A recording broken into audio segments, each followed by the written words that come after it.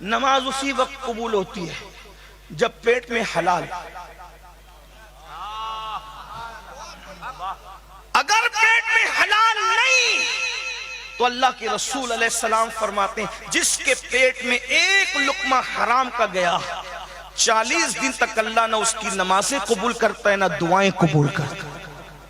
تو اس لیے نماز پڑھنے سے پہلے پیٹ میں حلال بھی ہونا چاہیے۔ جھوٹ بول کے کماؤ گے، دھوکہ دے کے کماؤ گے، کسی کا مال ہڑپ کر جاؤ گے، کسی کا قرض لے کر کے ڈبا دو گے، نماز قبول نہیں۔ کچھ لوگ کہتے ہیں مولانا نماز پڑھو سب معاف ہے، میں نے کہا بالکل سب معاف ہے، لیکن نماز ہو تو صحیح معاف ہے نا۔ اگر ایک سجدہ بھی قبول ہو گیا تو آدمی جنتی ہو گیا، لیکن قبول تو نا۔ جب پیٹ ہی میں حرام پڑا ہوا ہے، سب کا لے کر کے ڈبا دیا، کھا لیا، ہڑپ کر لیا اور رند کے رند رہے ہاتھ سے جنت میں۔ آج کل تو لوگ حرام پر اتنے تلے ہوئے ہیں کہ آج حلال و حرام دیکھا ہی نہیں جاتا۔ میرے بچے اچھا موبائل استعمال کریں، میرے بچے اچھے کپڑے استعمال کریں، میرے بچوں کو بھی گاڑیاں ہو، میرے بچوں کو بھی اچھا مکان ہو۔ ارے نادان، یہ دنیا کیا دیکھ رہے ہو؟ حرام سے گھر بنایا تو کیا کیا؟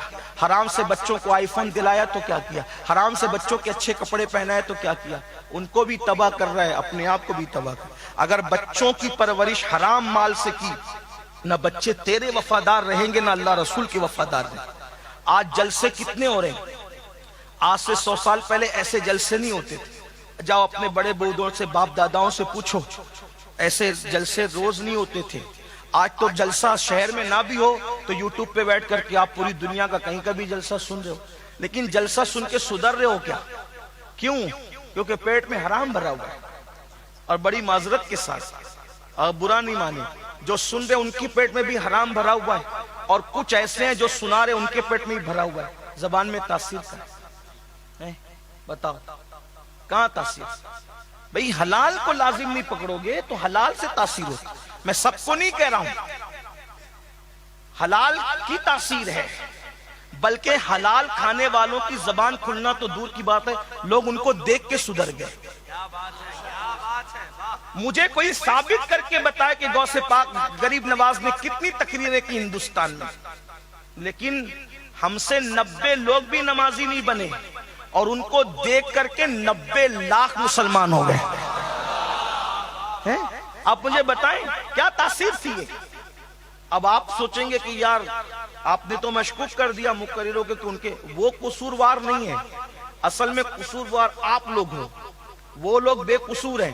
کیونکہ جلسے میں جب بلاتے ہو مقرر لوگ کو تو یہ بھی نہیں دیکھتے کہ کس کے یہاں حلال ہے کس کے یہاں حرام ہے، بلڈنگ کس کے یہاں ہے، دادا گیری کون کرتا ہے، کون دھاپ جما رہا ہے کہ میرے یہاں حضرت آنا چاہیے، حضرت کی دعوت ہونی چاہیے، اگر حضرت کی دعوت میرے یہاں نہیں کی تو سمجھ لینا پھر کیا ہوگا۔ تو پھر آپ سرنڈر ہو جاتے ہو، پھر آپ نہ حلال دیکھتے ہو نہ حرام دیکھتے ہو، وہیں مقرر صاحب کو پہنچا دیتے ہو۔ اور جو تقریر کرنے سے پہلے بیچارہ حرام کھا کے آئے گا وہ تو بے قصور ہے، اس کو تو پتہ نہیں، پتہ تو تمہیں ہے نا۔ تو آپ سے کہتا ہوں کسی رکشہ ڈرائیور کے یہاں کی دعوت لے لیا کرو، حرام دھندے والے کے یہاں کی دعوت نہیں لیا کرو، کیونکہ مقرر لوگ بے قصور ہیں، ان کو پتہ نہیں ہوتا نا وہ بے قصور ہیں، لیکن قصوروار آپ لوگ۔ دعوت لینے میں امیر غریب مت دیکھو، حلال و حرام دیکھو، خود کھانے میں بھی اور کسی اور کو کھلانے میں بھی۔ اپنے پیر کو وہیں لے جاؤ جہاں پر حلال ہو حرام نہیں ہو، یہ چیز ہونی چاہیے، تاثیر ہوگی۔ لقمہ حلال کی تاثیر ہے۔ اگر اپنے بچوں کو کوئی صرف حلال کھلائے نا، حلال، اس کی کوئی تربیت بالفرض وہ کر بھی نہ سکے تو بھی حلال میں یہ تاثیر ہے کہ بچہ وفادار ضرور ہو۔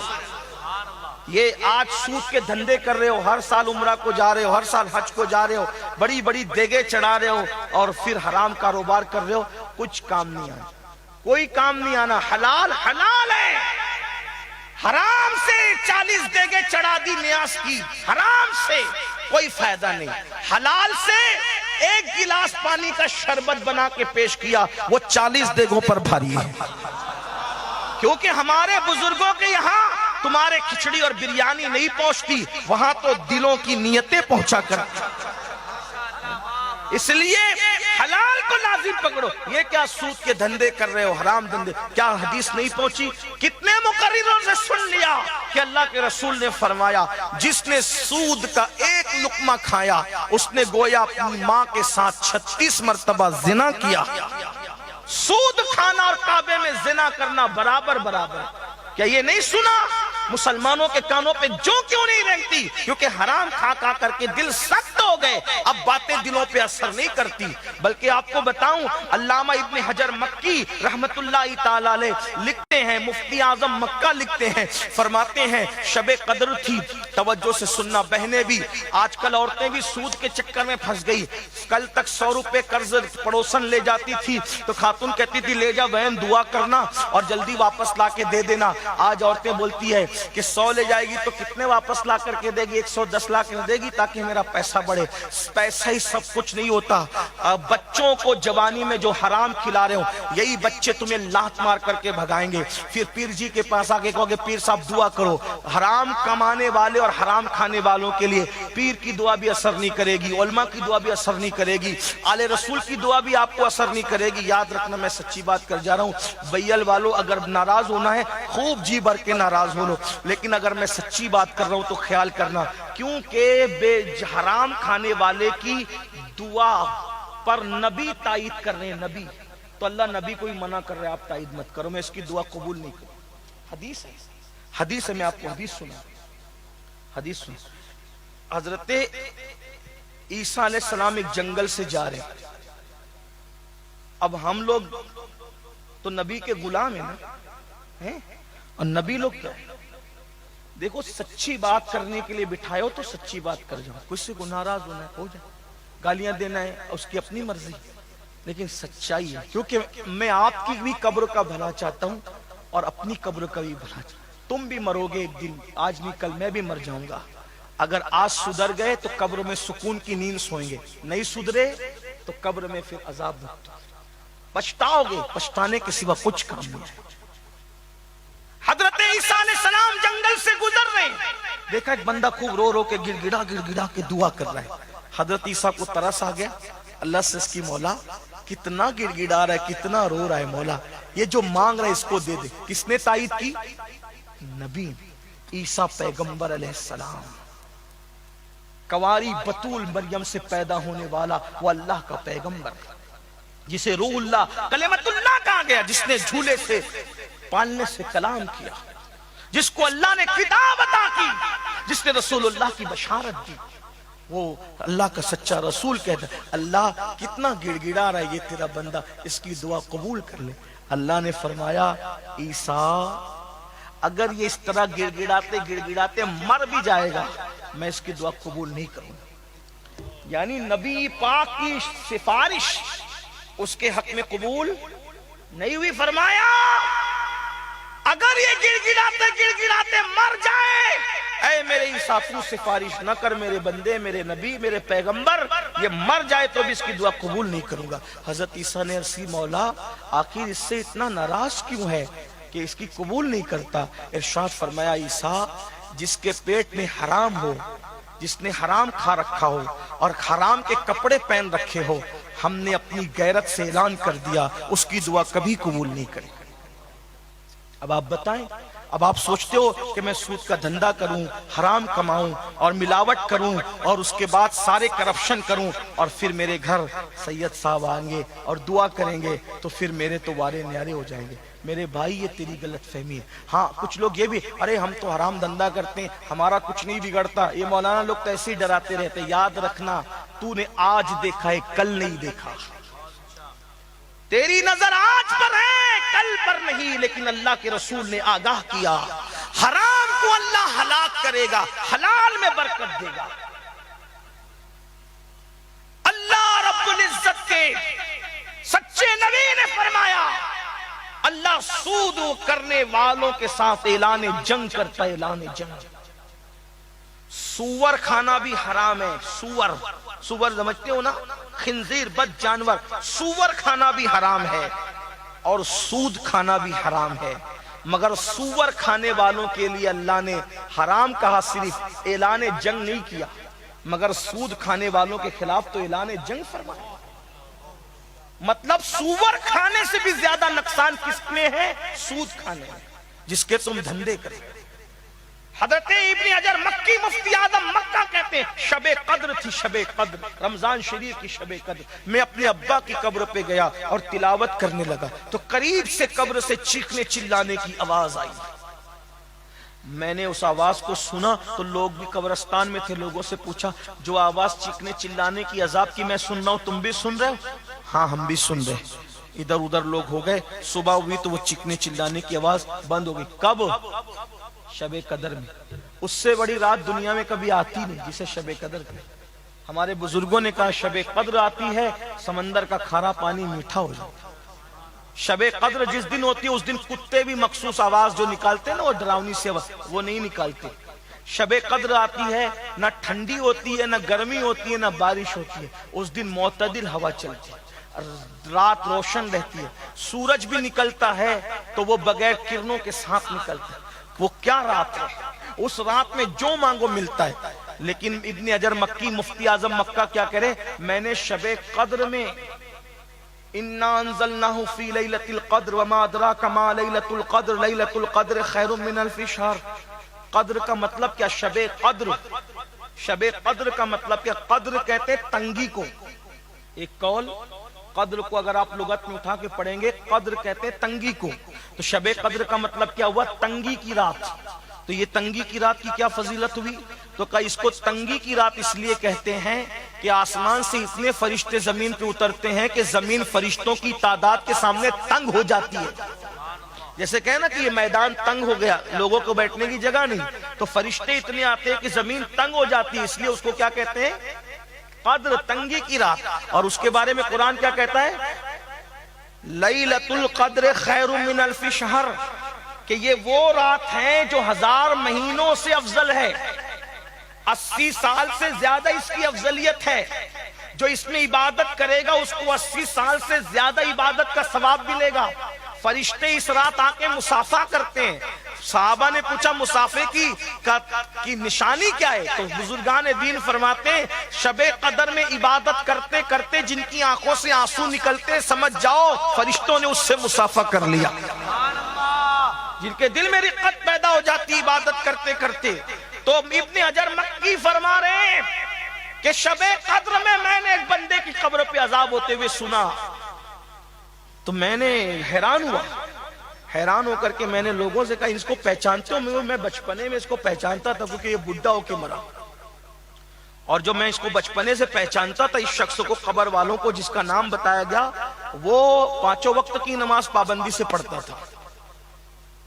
وہ 5 یعنی وہ بگڑا ہوا آدمی نہیں تھا، نماز کا بڑا پابند تھا، باتیں بھی لوگوں سے کم کرتا تھا، ہر وقت اس کی زبان پہ اللہ کا ذکر جاری رہتا تھا، ذکر الہی جاری۔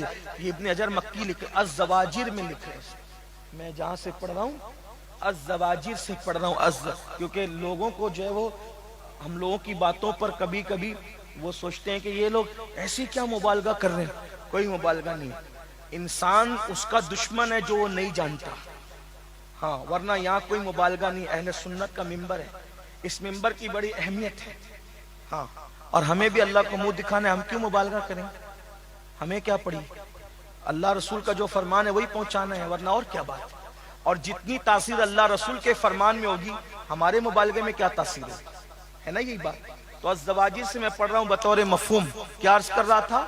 ابن حجر کہتے ہیں وہ نمازی تھا، باتیں بھی کم کرتا تھا، ذکر اذکار میں مصروف رہتا تھا۔ مجھے حیرت ہوئی، یا اللہ، اتنا باعمل آدمی، نیک پرہیزگار آدمی، شب قدر میں بھی اس کی قبر پہ عذاب ہو رہا ہے، شب قدر میں بھی اس کی قبر پہ عذاب ہو رہا ہے۔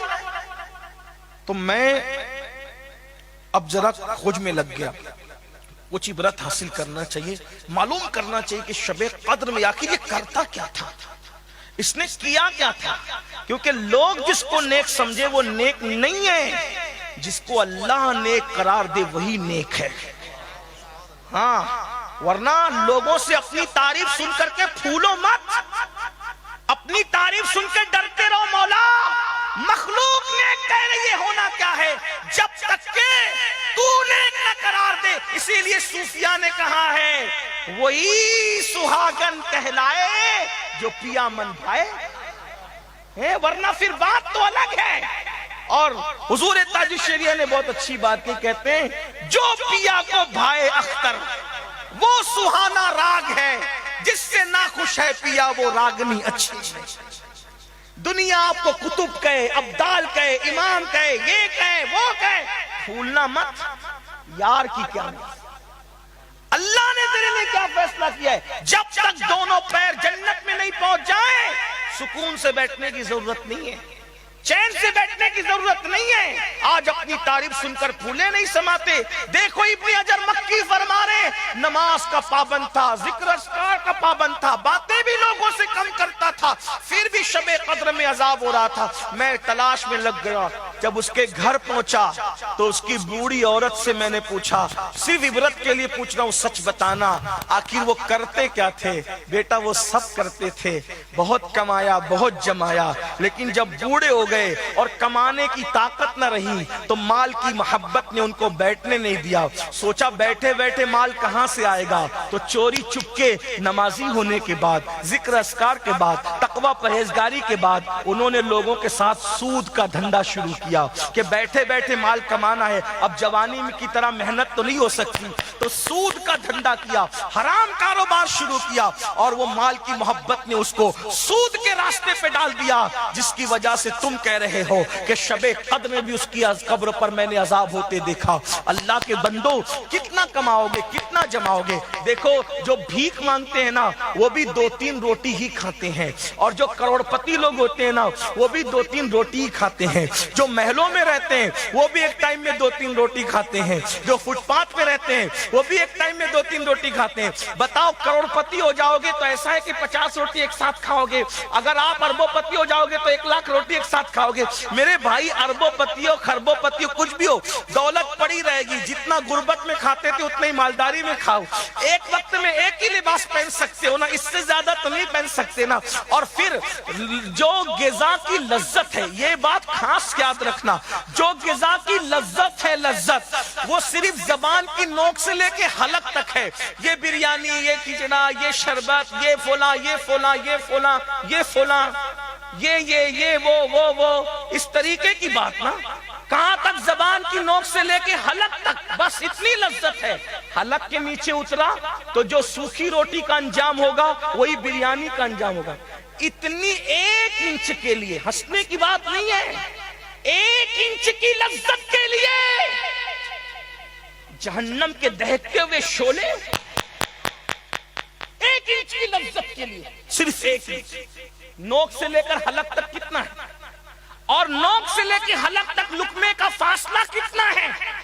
چند سیکنڈ۔ کتنا نادان ہے انسان، چند سیکنڈ کی لذت کے لیے جہنم کا عذاب، قبر کا عذاب۔